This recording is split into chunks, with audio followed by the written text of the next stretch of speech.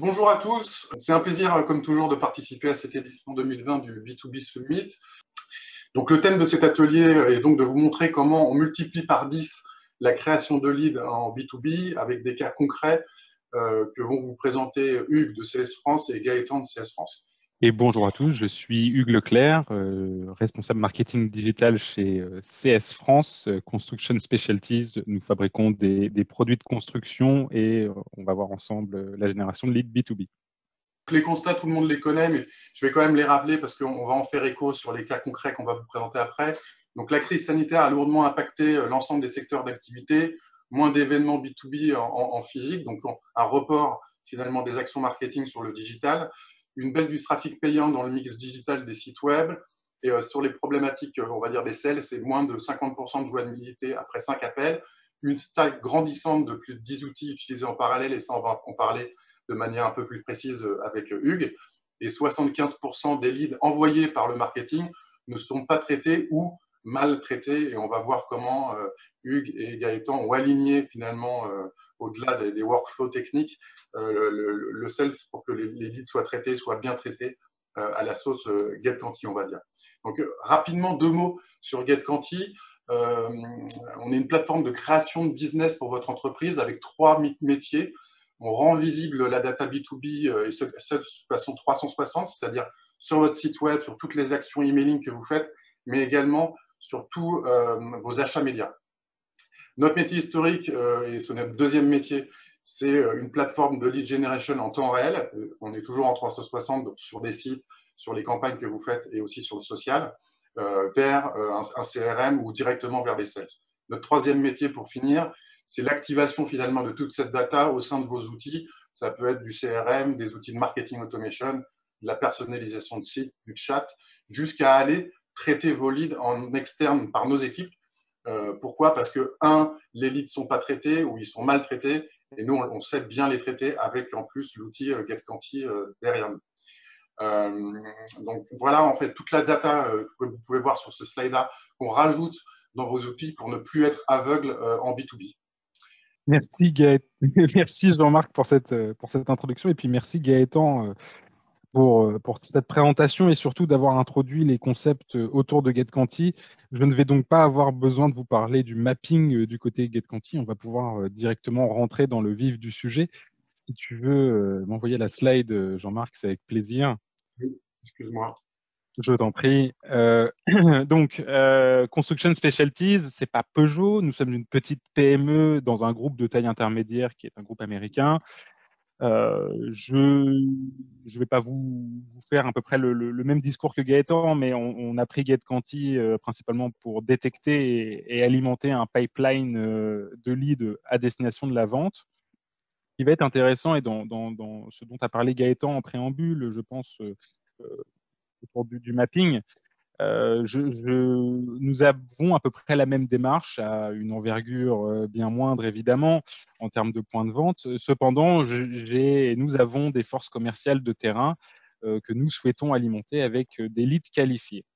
Ce qui est important, je pense, de souligner, c'est pour une PME comme CS France peut l'être, et ses 150 salariés en France, ce sont les points de friction que nous avons identifiés à la génération de leads. Parce que nous sommes sur des métiers qui sont assez classiques et assez de terrain en ce qui concerne la vente. Et donc, il y avait une petite réticence avec la venue de leads venant de canaux digitaux. Donc, il fallait avant tout construire de la confiance et quelque part alimenter une démarche d'alignement vente et marketing. Je vous ai parlé de points de friction. Je pense que pour les ventes, le principal point de friction, c'est la qualité de la donnée qui est injectée, la multiplicité des outils, comme l'a rappelé Jean-Marc initialement, le temps passé finalement à faire de l'administratif, comme le diront les ventes, plutôt que de la vente de terrain. Ça, c'est souvent un point qui est remonté.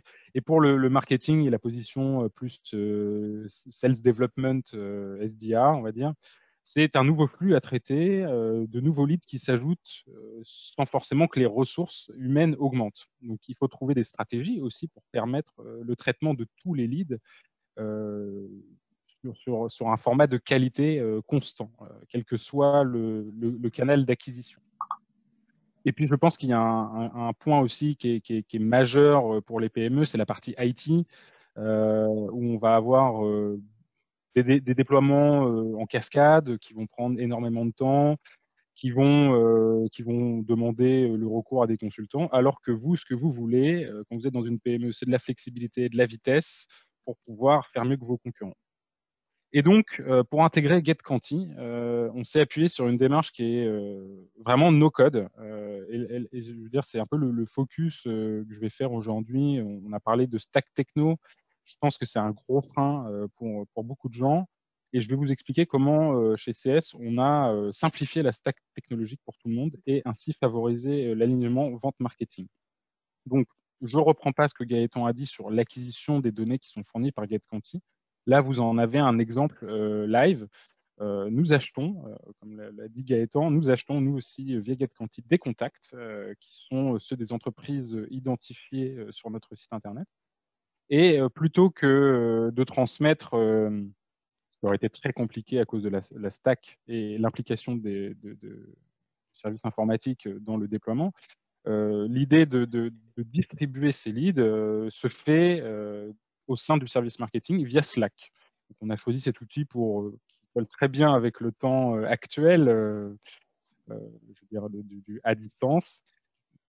Slack nous permet en fait de créer un lieu unique où tous les leads sont déversés. Alors, quel que soit le canal. Ici, GetQuanti nous fournit un lead que nous allons donc poster dans un canal Slack avec une série de boutons. Donc, j'ai créé 2 boutons pour mon équipe ISDR. Un bouton LinkedIn pour aller finalement vérifier l'information qui est fournie par GetQuanti et éventuellement aller l'enrichir. Et surtout, un bouton créer le lead dans Salesforce. Donc, c'est-à-dire que depuis Slack, on fait apparaître un petit formulaire dans Slack qui permet au SDR de créer le contact dans Salesforce, sans passer par Salesforce, avec les données GetQuanti que l'on va enrichir après la qualification, ou en tout cas le croisement de données qui aurait été réalisé avec LinkedIn. Cette création de lead aboutit donc, ou de contact aboutit à la création dans Salesforce de ce contact. Et le message dans Slack va être mis à jour. On va le mettre à jour avec les informations qui ont été rentrées par le SDR. Et puis, on va proposer au SDR un nouveau bouton qui va être d'envoyer un email de prospection. Ici, j'ai composé plusieurs modèles en fonction du temps et de la démarche et peut-être aussi du canal, avec différentes options de personnalisation qui se font ici aussi dans Slack. L'intérêt ici, c'est que mon équipe ISDR, elle n'a pas besoin d'aller ni sur Salesforce, ni sur notre plateforme de marketing automation qui s'appelle Marketo pour l'occasion. Et surtout, je vais vous le dire, c'est que Marketo est un outil, un gros outil qui est difficile à manipuler et qui n'est pas accessible à tout le monde. Et mes SDR sont concentrés sur la valeur produit, sur la relation client. Ils ne sont pas forcément très au fait de la technologie.